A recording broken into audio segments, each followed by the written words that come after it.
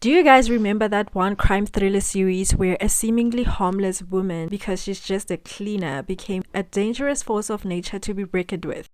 Well, she's back.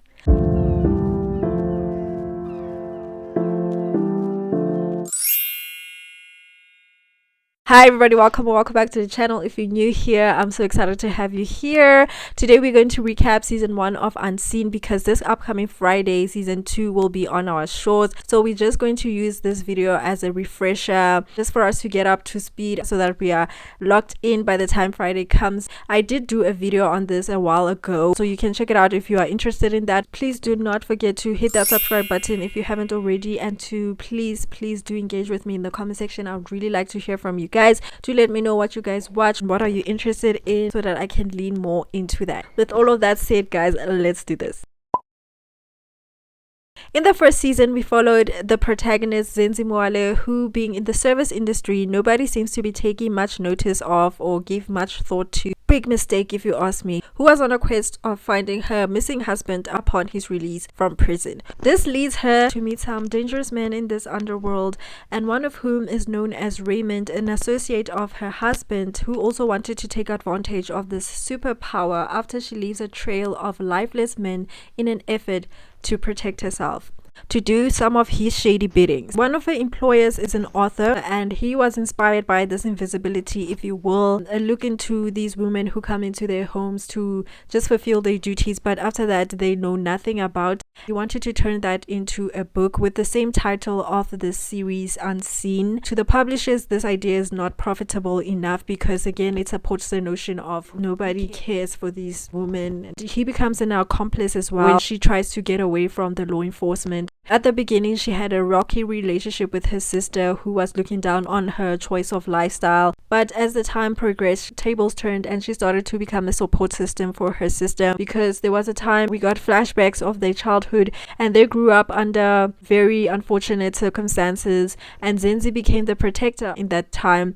And so that's why I believe Naledi started to feel obligated to also support her sister. And you kind of see also from the trailer for season 2 that Naledi will also be a very important figure in being her support system. And at some point it became apparent that her efforts were all in vain. Honestly, I wanted to scream, and we can thank Raymond for that. Along her journey, you kind of see that everything was motivated by her family. When we look into her character, honestly, a lot was in question about. There was no sense of processing what's going on, especially if you start to do these things that are a bit out of character from the way you've been living. There must be some form of shock. I think they did that in the beginning when she tried to save the Jackson dude who was part of the syndicate. That's all we got. After that, she normalized what was going on. Obviously, mentally, there must be a shift that happens within you. So that transition was never made clear in terms of her emotionally, mentally. And another thing is, besides her being a wife and a cleaner, no other attributes were added to her personality. So I'm hoping that maybe we'll get more information this upcoming season. From the trailer, what we can expect for season 2, it seems like it's going to be more high stakes. And of course, we had a cliffhanger. We know now that her effort to take that action failed. It seems like she's going to go to prison, and it looks like it's going to be rough. At some point, she's going to come for everything, for everyone. Towards the end of season 1, there were characters that were introduced briefly, and those were like the big bosses of this syndicate, because Raymond did mention that they are the people on the ground. And the lawyer also seems like he's going to be a pivotal role, who was also hired by one of the kingpin, and some of new characters will be introduced as always. I'm also curious as to how the book will turn out. And of course, the author was feeling guilty because he felt like he has a duty to report Zenzi, but at the end of the day he decided to help her. So I also want to see how he's going to deal with that as well. But I'm super hyped up. I cannot wait. I hope it lives up to the trailer, but I believe it will. I hope you guys found this helpful. I know it's very quick, it's very short as well. I didn't go into a lot, but honestly, I also don't want to ruin it for people who haven't seen it.